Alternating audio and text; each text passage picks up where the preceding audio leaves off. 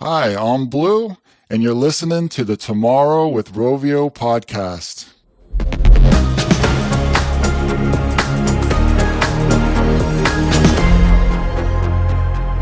Morning, everyone, and welcome to another episode of the Tomorrow with Rovio podcast. I'm your host, Ben Mattis, and today is a really special episode. And I'm just going to stop and pause here and say, if you're listening to this on a podcast player, maybe just this one time, consider visiting our YouTube channel and watching this on YouTube, at least the beginning, because our guest today does something pretty special, and the visuals really are an important part of it.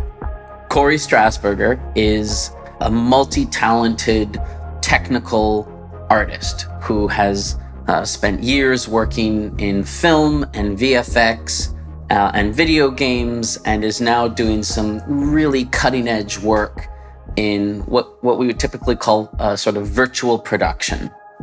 And he's a one-man army, and basically by himself is creating a story and a character and a world called Xanadu with a character called Blue. And Blue in Xanadu is entirely the creation of Cory. He acts, he performs, he does the voice acting, the set design, the direction, the camera, the whole thing. And it's all just him. Without further ado, please enjoy this interview with Cory Strassburger, his alter ego Blue, in the virtual world of Xanadu. And let's dive in. Hi, everyone.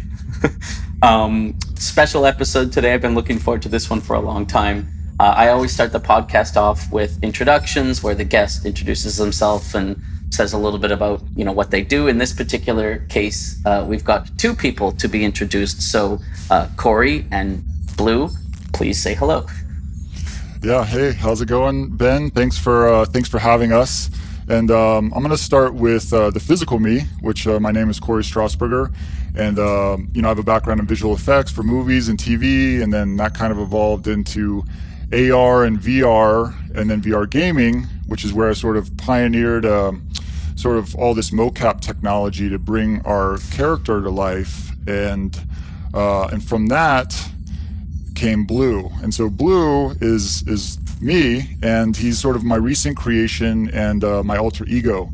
And so together we're sort of making a YouTube show called Xanadu, where Blue is attempting to build his virtual empire, sort of DIY style. So it's just a kind of a personal project.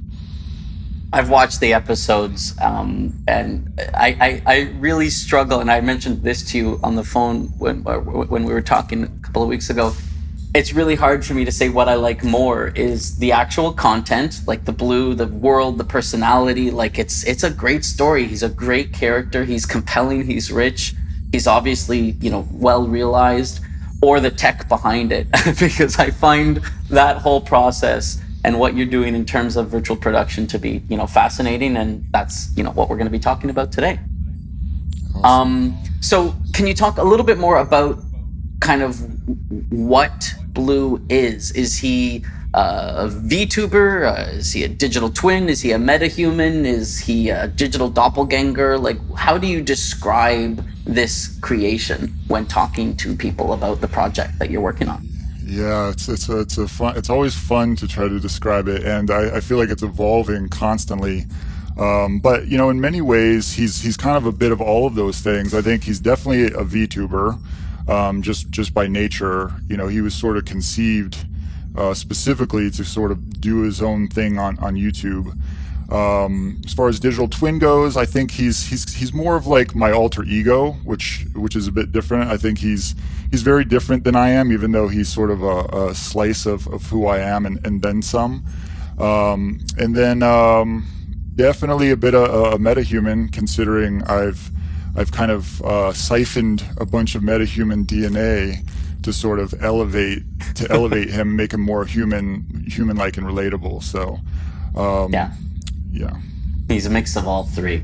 He's a mix of all three. And just for everyone who's listening, Metahuman obviously is a pretty impressive piece of tech that Epic released recently as part of the Unreal package of services and technologies. And Cory did this really wonderful episode with Blue, where Blue basically upgrades himself by stealing the digital DNA of a metahuman. And you can sort of see this character becoming more realized and lifelike and sort of higher quality, like almost in like pseudo real time, while the digital metahuman DNA is transfused into this character that Cory has created. And we'll find ways to link to obviously Cory, the Xanadu YouTube series, and so people who are listening or watching this can check it out because that's a fantastic episode. You've been wearing that suit for a bunch of time. You're probably starting to get a little sort of claustrophobic or something. Let's say goodbye to Blue. Let's switch into the pure Cory part of the interview, and we'll continue on in a few moments. Yeah, sounds good.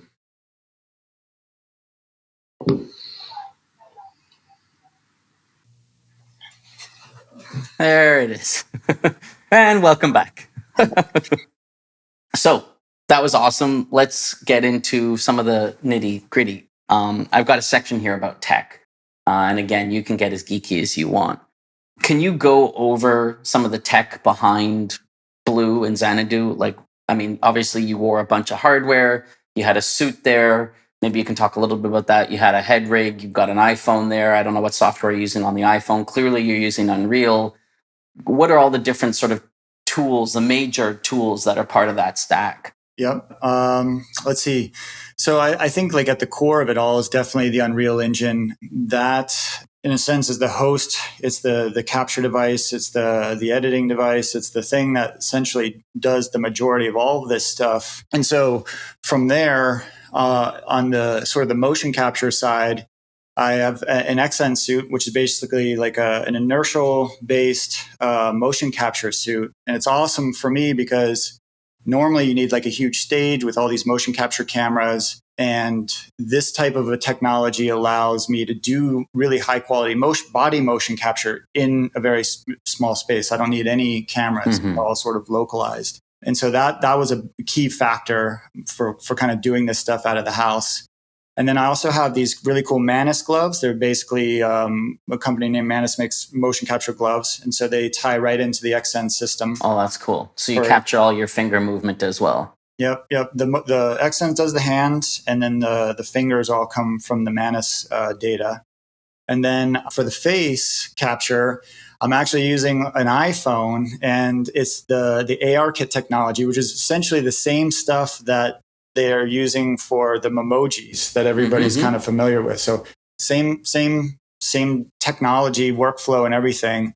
And so that stuff I'm kind of piping in to animate Blue's face based on my capture motion. Was that a custom development you did, or like are you using an off-the-shelf app there? Or? Now I'm using an off-the-shelf app that Epic makes. In the early days when I was just trying to figure this stuff out, it was right when the first iPhone came out with the depth sensor, the iPhone 10.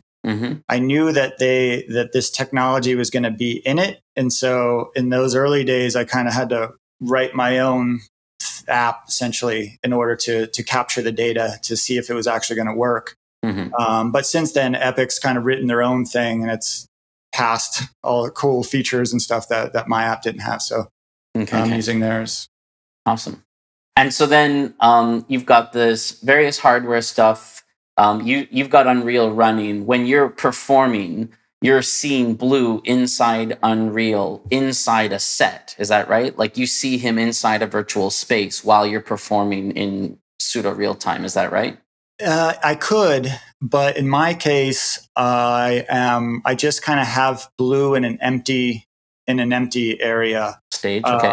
If I was doing this with other people, or I was kind of directing other people, I would definitely sort of have some pseudo version of the environment in there. But in my case, I can't look at it while I'm capturing because I'm kind of doing the performance, and B, I spatially have a sense of where everything is in the ship or with whatever I'm doing.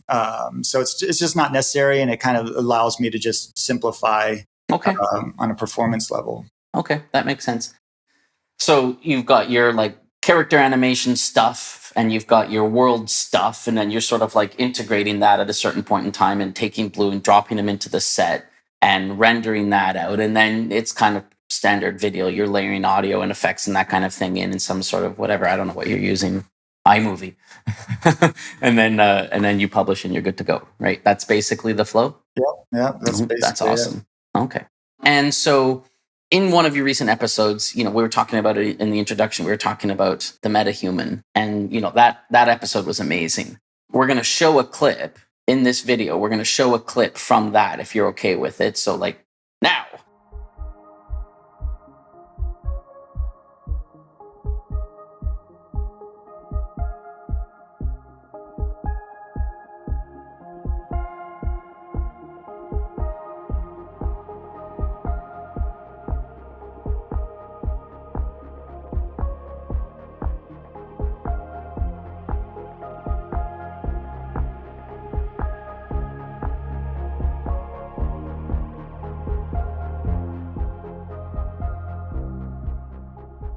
Can you talk a little bit about sort of your life before and after Metahuman as a piece of technology? I mean, and I guess maybe a little bit less about, how you played with that from a narrative point of view in your world, but just in terms of the tech itself and what that's done for you in your process. Yeah, definitely. I unbeknownst to me, I think it's played a critical role in this whole story evolving, and mainly because there's, everyone sort of knows or knows subconsciously of the uncanny valley, right? With virtual characters that look unnatural for some reason. They just don't look real.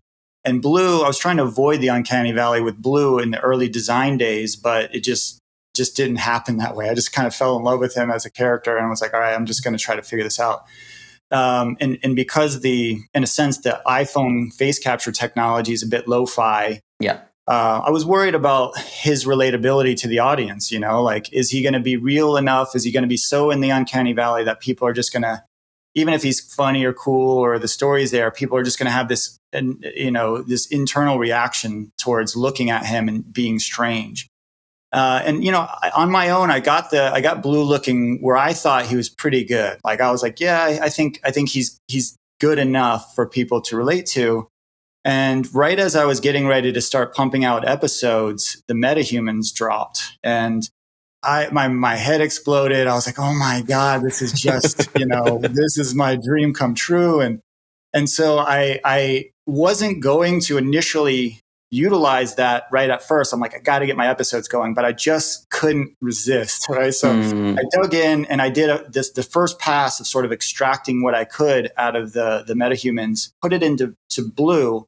And man, that's when I realized, I'm like, it got him truly, I think, up to this threshold, or it elevated him. It elevated him, and I think in a critical way. I think he got just good enough thanks to that Metahuman, the little bit that I got, to where it wasn't going to be an issue for people. People weren't going to get hung up on it, on how he looked.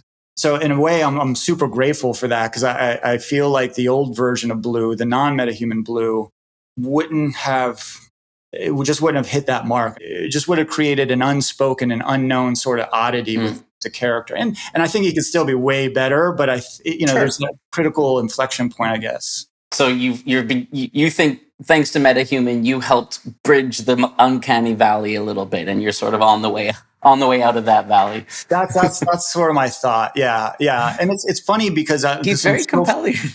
It's a funny thing because where he falls short, other things seem to compensate for that in some way. Yeah. And so I appreciate all these things that have kind of harmonized to make him feel that way. And a lot of it has to do with not even his face, like the body, the resolution of the accent suit, the body data, the arm gestures, the camera works. Like I'm always hiding stuff, or trying to compensate. From your good angle. Pretty much, yeah. Well, so we were talking earlier about multiple performers and role play, sandbox, holodeck, all that sort of stuff. And you've just started to talk a little bit about limitations of the technology and the level of sort of whatever quality of realize of how good the accent suit is able to capture and that kind of thing. Can we talk at all? Is it an interesting conversation at all to talk about the road to real time? What kind of stuff would have to happen for, I get in my holodeck room that's kind of like something akin to what you've got there. You get in your holodeck room. I've got my, let's call him red. You've got blue. And, we're basically role playing in real time, and people can be watching it in real time, that it's good enough that they can get engaged and watch it. So let's say something close to the quality bar of what you're currently putting out. Are we years away from that? Like what's sort of missing to get there, do you think? Yeah, I mean, surprisingly, all the tech to get there right now is there. Like it could be done right now. I think for the most part, the real time aspect of the quality level of rendering, like what you're seeing on YouTube from Xanadu, I could essentially stream live that level of quality. So that's a huge component, right? The face capture stuff I'm using all happens in real time, so that's covered. I think one of the components that, for me personally, with my setup, that's sort of holding me back, and this is more of a choice, aesthetic choice, is the XN suit has two versions of it in a sense. The live data that you capture with the XN suit is good, but it has, there's issues that crop up depending on what you're doing physically. And it's all stuff that is inherent in all sort of inertial based suits, because it just doesn't know where you are in space. Yeah. So and then they have this really magical thing. You hit a button, and then it basically takes cleans all that stuff up, and you get all the subtleties of your real performance. And that's what I want for Blue, because it's just a more reality based kind of storyline, and I don't want to break that if I can help it. So my only option really there today is to kind of go into an optic. If I had an optical motion capture setup, I could potentially get that high level quality live. But that's not really an option right now, because I just don't have the physical space, and it's really expensive, and it generally takes, it's a more complicated thing to do. I've worked with optical mocap on quite a few projects in the past, and that's not really something you solo.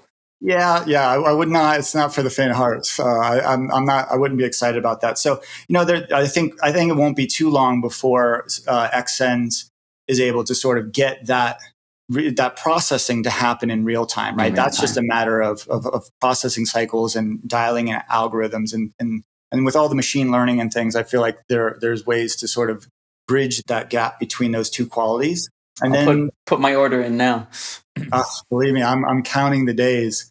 And then really the only other component is sort of the networking, right? So if you're in your suit and you're playing red and I'm playing blue, somehow those things have to sort of stream into the same box. Epic's been building a lot of stuff to be able to do that. There's a lot of other companies that I know of that are building those tools, or have built those tools and are evolving those tools. So that's kind of already here and now, I think. And what is that called? Like, is that a virtual production playground, a digital set? Is that a game environment? Like, that last part where two different performers are sort of streaming into a singular space, what's that thing called? Your guess is as good as mine. I don't think it has a name yet that I'm aware of where people sort of agree upon. And that notion of streaming multiple sort of virtual things together in the same space has various permutations, right? Whether if you're a filmmaker on a set, you're exploring a set with other filmmakers, like in Lion King, for example. They were in that Lion King world, and people could be chiming in from anywhere, and they're sort of in that shared space. That's same technology in a way, but a little bit different than like if you and I were actually in the same space and recording stuff. So there's variations where we would want to be able to record that stuff, our motion capture data. And so that tool set is a little bit different than just sort of like, visiting a set or doing cinematography or things like that. But I mean, when that day comes, and it sounds like it, is maybe not too far away, where you have these sort of real-time networked performances of virtual beings inside a single virtual space. That'll be a very exciting thing to be a fly on the wall, or in your case, maybe a participant in. So I'm looking forward to seeing what sort of collabs Blue gets himself lined up with in the coming years. Yeah, and one thing I'll just say real quick, Ben, is for me the holy grail of all of this stuff, and this is the thing I feel like is the furthest away, is being able to do what I'm doing in virtual reality. So like I get to experience Blue's adventures by kind of acting them out and playing them out and then watching it afterwards. But if I could have a VR headset on and be capturing my face at the same time and be in Xanadu and have you doing the same thing in that space, that is amazing. Because then I'm living, like we talked earlier about really being in the playground. That's when you're truly in the playground. You're looking around, you make everything in the ship interactive. You could just sit there and just F around with your friends, and it would be the time of your life. But that's the hard part, is how do you capture your face with the and the, what do they call it, the pass through, right? Because your camera has to be able to see the environment as well, and have whatever it is, LiDAR, something awareness of how far the wall is, so that you don't accidentally walk into the wall where you're performing inside of this inside of this digital playground. But that I mean, that technology in pieces exists. Obviously, there's something that can scan your face. Obviously, there's something that can project into your eyes. Obviously, there's LiDAR that has, whatever, physical proximity and awareness. Obviously, there's pass-through tech inside of VR goggles. So, I don't know of anyone yet who's built the VR helmet that is all of those things all in one. But, if the market was there, theoretically, it sounds like the tech is not years and years and years away, right? We could get there, and then that would be amazing. Absolutely. Yeah.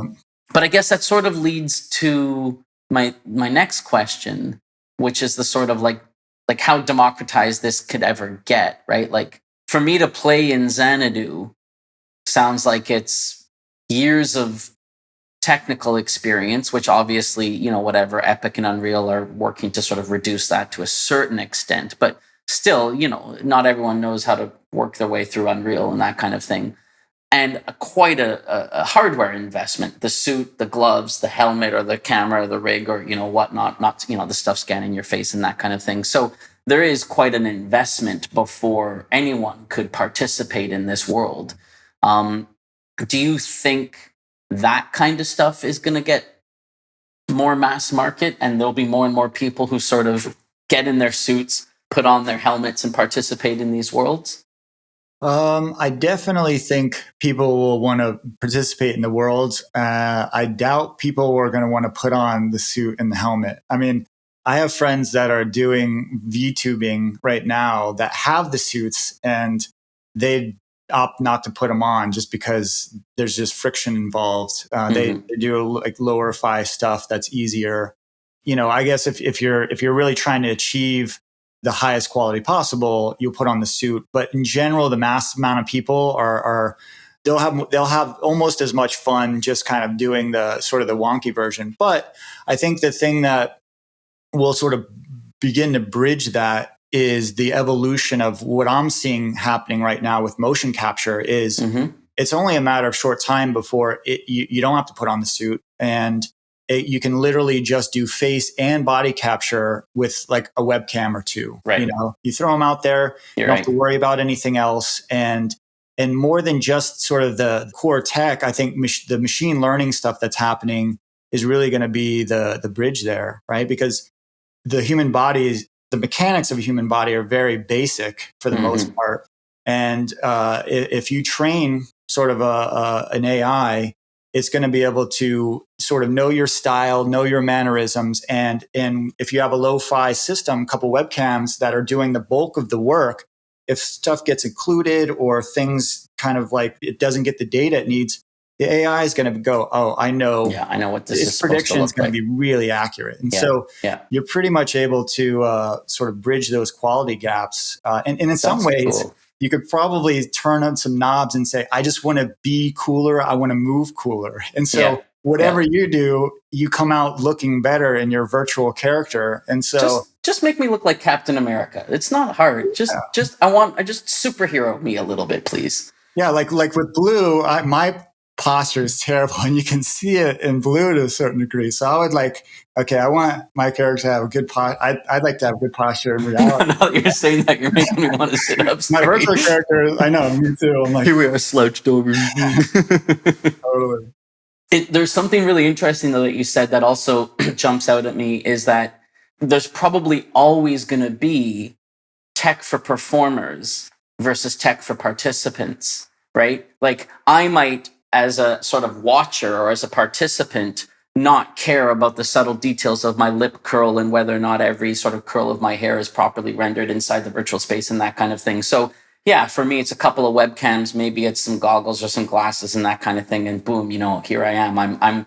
I'm engaging in this space, but I am not I'm not the star. I'm an extra, right? But then, you'll have performers, the people who are whatever, the content creators, whether they're the streamers or the YouTubers or the actors or the performers, whatever you want to call them. They will likely want the quality of their performance, the quality of their presence inside these worlds to reach higher levels of realization. So they're going to invest the time and energy in whatever is the cutting edge, right? Right now it's Xsense and iPhone 12s, and in 5 years, who knows what it'll be, but it won't necessarily just be a couple of webcams, right? They'll probably invest in that higher quality. That's what's going to be sort of the transition, right? Absolutely. It's like for the next several years, easily. That's the people that care the most about it are going to go through whatever it takes. Like for me, it was annoying at first, but now it's just a part of my process. I do it, and there's no way I would do it any other way. Yeah. Well, I guess maybe one more tech question, then we can kind of start talking about some of the kind of even more far-fetched future stuff, although again, we've covered on some of that already. You do a lot, like obviously there's mocap. So on like, if we're talking like a AAA game production, like you would have mocap animators, you'd have mocap supervisors, you'd have, VOs. So you'd have sound designers, you'd have probably voice specialized sound designers who specialize in sort of managing how scripts are written and how they're processed and how we kind of structure all the voice for recording with the talent in the booth and that kind of thing. Skinning and rigging, to make sure that the model moves properly and that the animators can actually make it look good. Whatever, animating, sequencing, coding, like whatever, like the list goes on and on and on. So again, usually to make a game, to make a virtual experience, it's a team. In your particular case, it's you in Unreal. So if you had to choose a single thing that changed, like inside of Unreal, like, so saying Unreal is the thing is maybe a little bit broader. Is there a specific thing inside Unreal? Is it the blueprint editor, or is it the sequencer, or is there something about Unreal that was like a huge game changer for you in the last few years that unlocked this ability for an individual like you to kind of do so much? That's gonna be tough to get it down to one. I'll just do a couple quick highlight ones, because I feel like there's two things specifically for what I'm drawn to do, like the high level visual quality of Xanadu, and also obviously all the performance components. But I think on the rendering side, there's like three things that converged right around the same time that took you out of that game render quality and put you sort of more in the cinematic level of rendering in real time. One is the depth of field, like the cinematic depth of field that we're all familiar with, with cinematic cameras. The real-time ray tracing stuff that came around, crazy calculations happening in real time for, most people associate that with like reflections and things. But for me, the ray traced shadows are so dramatic to the style of lighting and look that I like. And it gives you that realistic kind of like soft area lighting with great shadows. And then the environmental atmosphere, right? We've always seen fog in games and stuff, but they created this environmental lighting where if I have an area light and you shine it into a semi-foggy or just atmospheric space, those particles are going to light up and give you this really soft quality. And most people don't realize, but even like in Pixar movies, we love that sort of Pixar look. There's a lot of subtle atmosphere that softens the shadows and things. And so those things coming together really elevated the visual side. And then on the production side, I think being able to record mocap right into the engine using sequencer, absolutely probably number one. And in sequencer in general, like that's the gold nugget for me, because it's a timeline. It's like it's where everything happens. It's your editor. You capture onto it. You can put audio. You can put your character performances. You can animate things. You can turn stuff on and off. Like the whole story sort of unfolds on the timeline, and that wasn't something that was sort of innately designed for gaming, even though that's not entirely true. I mean, in our game, we use them extensively, but Yeah, I like think, you're doing a cinematic or something like yeah, that. you're doing a Yeah. cinematic I mean, we were using them on a crazy level for actual gameplay because it just Okay. became a container. We use them very differently than I think they were intended for. But yeah, the sequencer, I think, is the Cool. biggest one. Great. Okay. Now, I mean, that's great that you went at exactly the right level of nerdiness for me in terms of tech. Hopefully, people listening to this, or ideally watching this, right? I mean, this is going to be one that we're really, if you're not watching it, you probably should go to the YouTube version because it's where this is going to shine the most. But hopefully, they got a lot out of that sort of tech deep dive as well. And just as we sort of, shift into the next phase, I guess I want to play off a little bit more what we were talking about in terms of like the future, right? So, I mean, we already started talking about it when talking about the tech, but like, do you have your own metaverse Ready Player One? Like, do you have your vision of like 10 years from now, what you think interacting with technology in virtual spaces is going to look and feel like for the average, the average participant? Do you think about that when you work on what you're doing right now? Or is that just like, I'll leave that to the theorists I'm really focused on today? I mean, I can probably I probably have like an idea or of a good answer that fits somewhere in between. Okay. I love obviously the Ready Player One idea of the metaverse. This place where we become our digital selves and we interact in this sort of world and these worlds where there's no rules and you can sort of defy everything. You can play games, you can consume entertainment and all that. For me, I do your get banking. What's that? Do your banking as a superhero. Yeah, I might as well, right? I mean, you're breaking all the rules in this place, and so I don't think anything's off limits. But as I'm creating and doing the stuff I'm doing, I get really excited about sort of the creative possibilities of what the metaverse represents. A lot of that's kind of happening with like Roblox or those types of Minecraft games where kids or people of all ages are in there and they're just making cool stuff. They're building games, they're building things. But so for me, kind of pseudo doing it now, the idea of hanging out, like if you and I you were red and I'm blue and we're like, dude, let's make up an adventure. And we spend a week and we build some cool thing that's full of like just unpredictable dynamics, but also fun. And we just go and have that experience, or we get together with some friends and we make a movie, we make a show, we make an episode or something like, and we're doing it almost entirely in this sort of metaverse creative place. That to me thrills me the most, more than just consuming cool stuff or playing games, like creating in that space. Because really, this say the sky's the limit, but that's too limiting of a concept nowadays. It's like, everything is possible. And so I'm looking forward to sort of that version of the metaverse evolving. And in a way, it's kind of the extension of everything we've been sort of talking about in the immediate. Absolutely. And you can sort of see a clear path to it. So I love that. I mean, I'm very big on creator-driven virtual spaces. Roblox, Minecraft, I love them. Core, I love it. I love all of this stuff. I think this is amazing, and I think there's lots of flavors and variants of these spaces. Some of them are maybe more focused on avatars. Some of them are maybe more focused on quote unquote experiences, etc. And I think that's fantastic. And yet, in all of them, the now is more important than the later. Here's what I mean. If you and I jump into a Roblox game and we role play it out, we're controlling the camera, we're living the experience. Our satisfaction level is going to be, whatever it is, it's going to be high.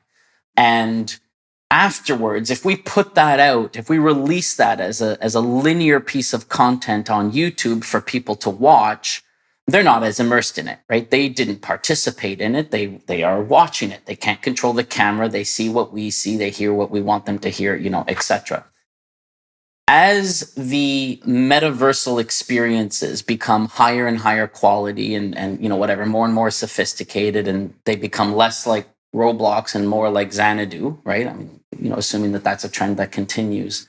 Do you think there's going to be an increased appetite for people afterwards to say, wow, I don't want to just watch what just happened there. Like, I want to somehow inject myself into that experience.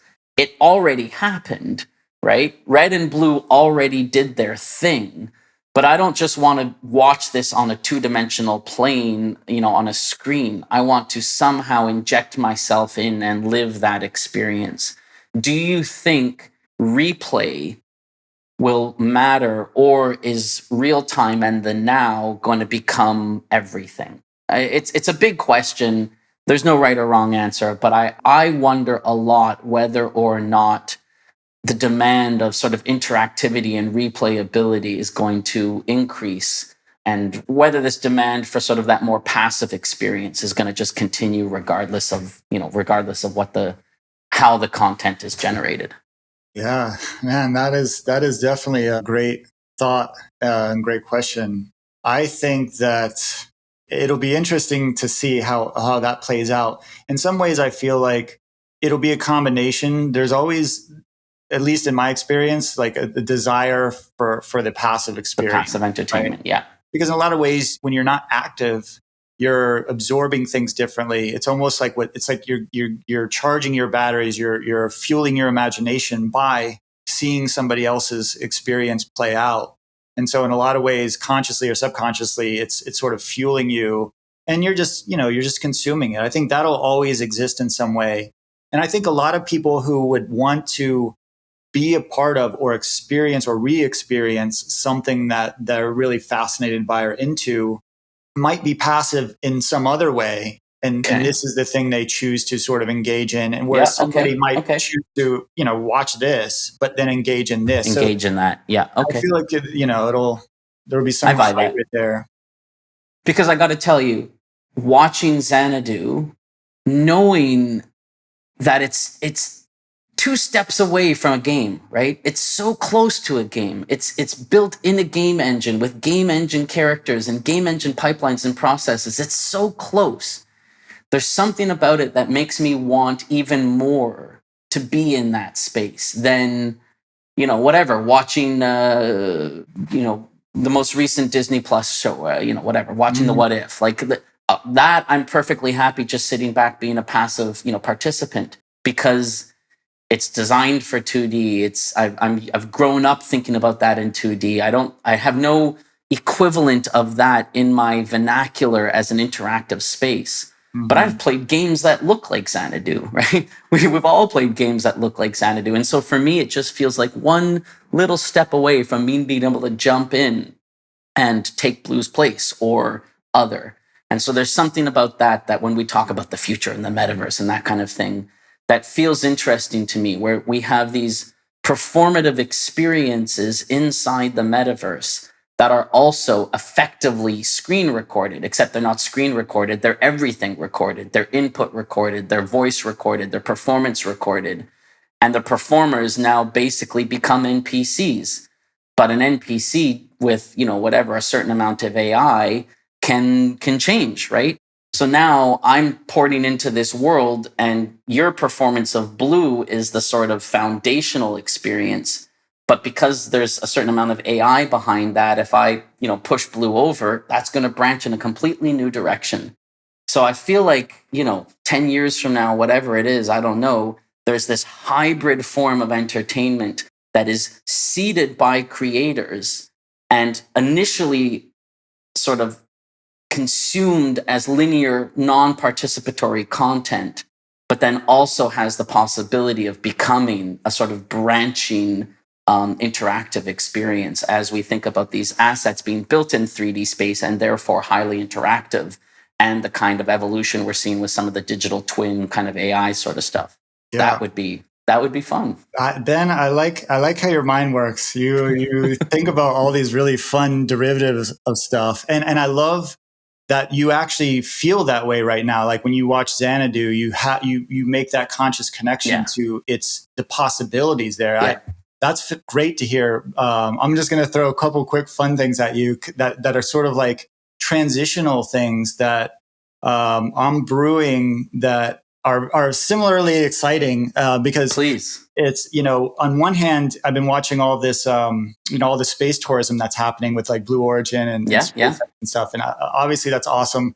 Not everyone can afford to go on those trips. So I was playing around with this idea of, Blue sort of doing his own sort of space tourism for the rest of us. Yes. And it's just like a VR experience, and you get to go on Xanadu, and Blue will take you up with the biggest windows in space, and you can enjoy like this really fun experience. In some ways, that could be like a canned thing where you just experience it in VR. Or I could do, it's like a Disney ride. I could literally be a tour guide live. Even better. And sort of like, people go through this experience. Yeah. And that's amazing. You're the host. I think that's super cool. I really feel like, having the personality of the performer and, they're authentic and all of that good stuff, but also having them be able to react in real time to either myself as an individual or what's going on as the group.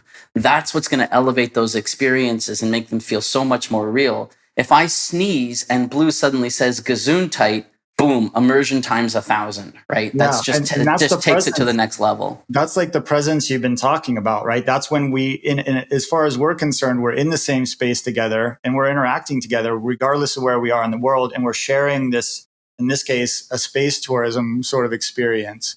Yeah. The other component that is fairly easy to do at this point is if I was doing my episodes live or a live episode, I'd have to make them specific for this.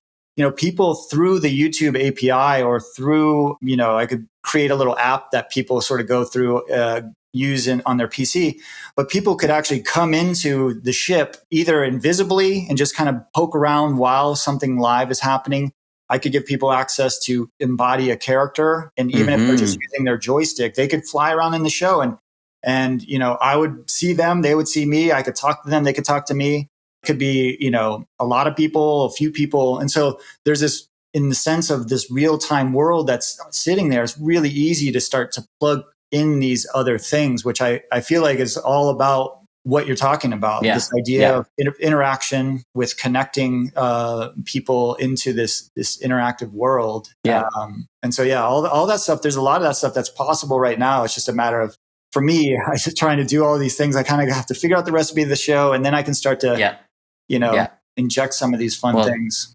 Man, I'm rooting for that next level. I feel like the world is increasingly ready for it, and obviously, it's still, it's the early adopters, but I feel like taking that into the beginnings of a multi-user experience and having some of that fun that comes from those real world interactions is just so exciting. I can't wait to watch and or participate in that. God, we could spend hours geeking out about that part, but let's save that for a follow-up. I want to close with 2 questions. They have to do with virtual production in general.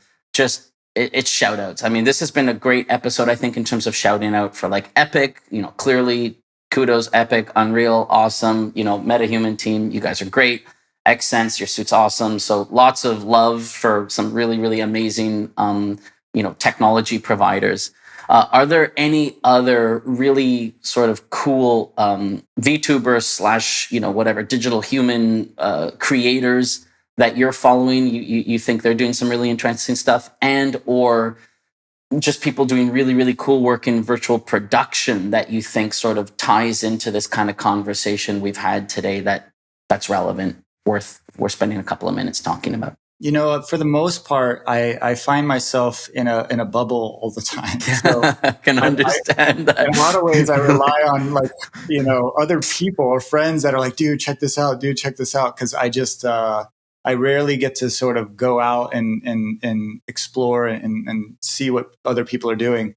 That's not to say there's a couple friends that are doing some cool stuff. A friend, Teflon Sega, he's kind of a musician who's building a pretty cool little meta bubble with his music. And so I totally dig where he's going with it. I'm actually going to try to, in my next episode, I'm plugging him, and he doesn't know this, but I'm trying to see if he wants to come on to Xanadu and maybe make some music for me. But totally dig what he's doing. I love Code Miko. She's doing this streaming on Twitch, as her virtual character, and she's constantly sort of, leveling up her mocap and stuff. And she's just fun and really, really cool slice of that whole genre. And then there's a lot of development happening. I'm sort of surrounded by people who are evolving various aspects of all the virtual production, whether it's the camera stuff, whether it's the Metahuman stuff, whether it's the face capture stuff. And so there's too many to sort of name, but it's just fun seeing everybody's perspective on it, what they're doing to try to elevate it. And for me, it's just like, great. I'm going to use that. I'm going to use that. You know. And so there's a fun future ahead of sort of all these holes being filled by all these talented people. Very cool. Awesome. Well, that's about an hour already. I can't believe the time's gone by that fast. When we set this up a couple of months ago, I guess, is when I first reached out, and you agreed to be on the show. Was there anything you thought we were going to talk about that we didn't get a chance to cover today? Is there any element of Xanadu or Blue or virtual production or metaverse that you think you've got something to say about that we didn't have a chance to already cover?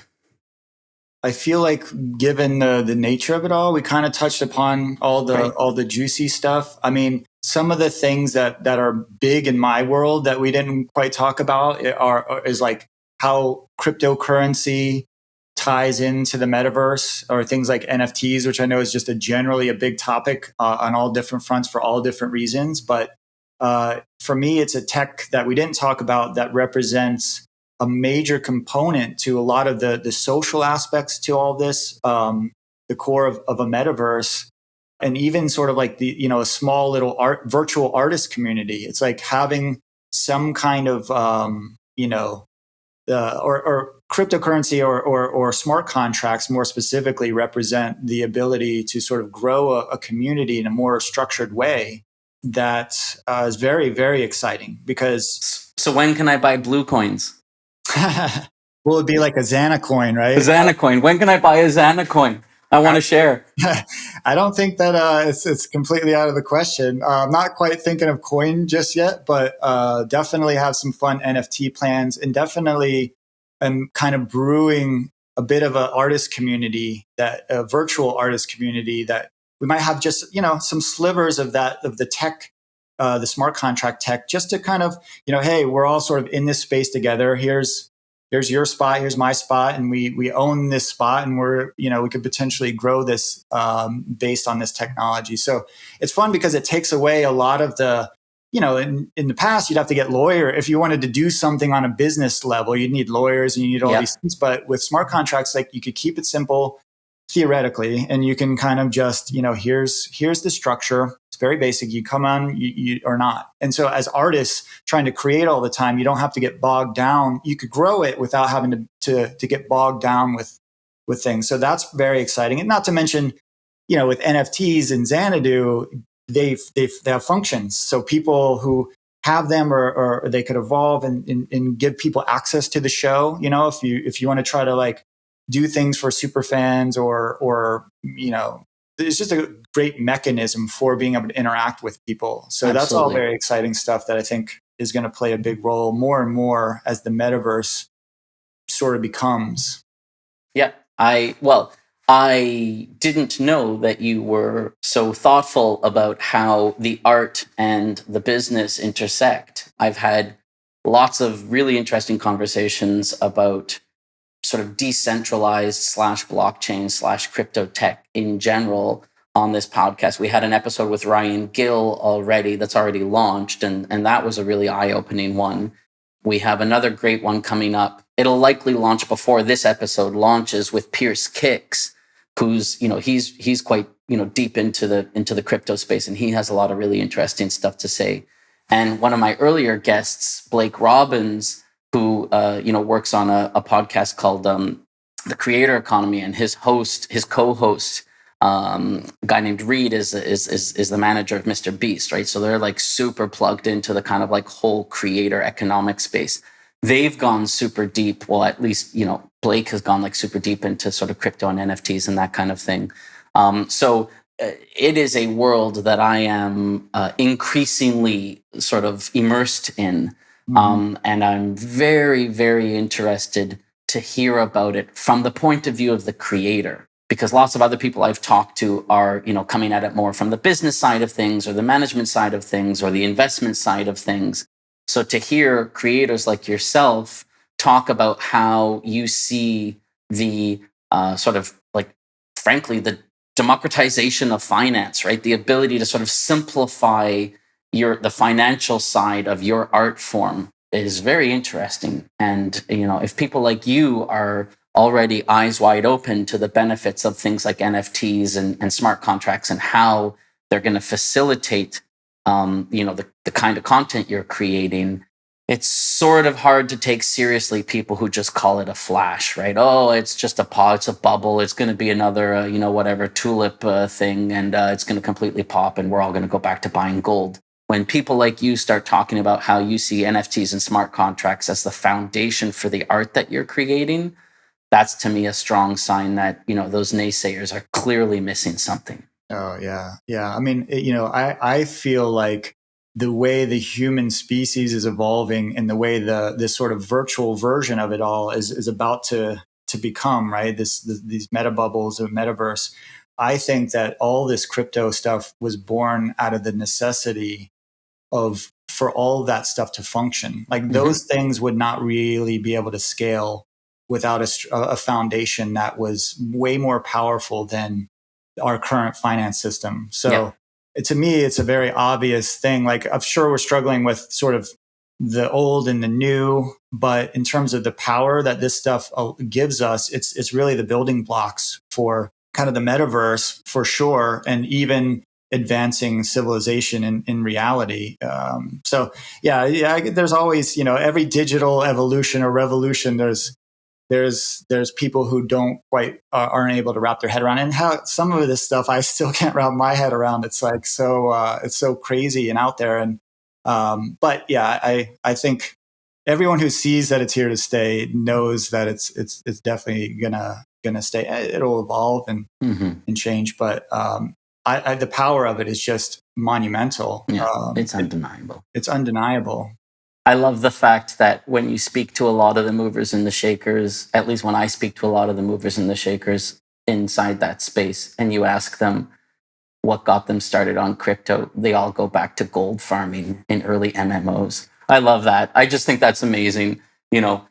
Ultima Online, World of Warcraft, and RuneScape basically they gave birth to the crypto movement. Man, I never really, I'm not a gamer, so I don't really have that innate correlation, but you just opened my eyes to how some of these people in the crypto world are just so good at it. I'm like, how the hell you guys know what to do? And you just sort of nailed it. It's like, they were all gold farmers. For a decade in MMOs. How fun. Yeah, and now suddenly it's real gold. That's the difference. Right. Now it's real gold. I used to give my older brother used to play Warcraft religiously. When I first heard he spent real dollars on an item, I gave him so much shit. I was like, what are you talking about? You spent real money? Are you crazy?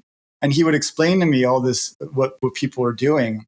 And I couldn't really wrap my head around it at that point. But it's funny to think about now. Yeah, he would be, if he was in the crypto space, he would kill it. Right. Maybe it's time to, I don't know, make some inquiries. I've already asked him about it. God, Cory, this was such a great chat. I hope we stay in touch. I'm really looking forward to seeing what you do as Blue and Xanadu.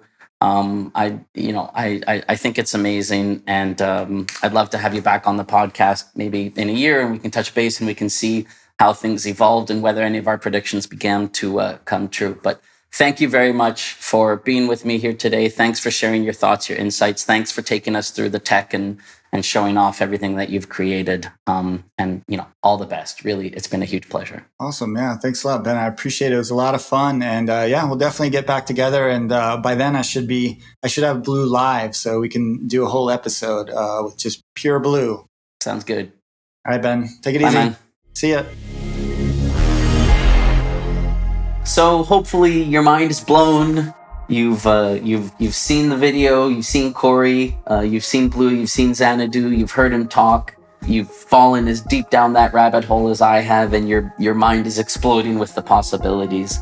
I hope you got a real kick out of this episode. It was obviously a lot of fun to record. As always, thank you for listening. I hope you continue to enjoy this podcast. If you do, please don't hesitate to subscribe to it, rate us, send us notes. You can email me, ben.mattis@rovio.com. You can find me on Twitter. I'm at Mook, M-O-O-K. Just love getting feedback about the podcast, the guests, the subjects, the themes, anything along those lines.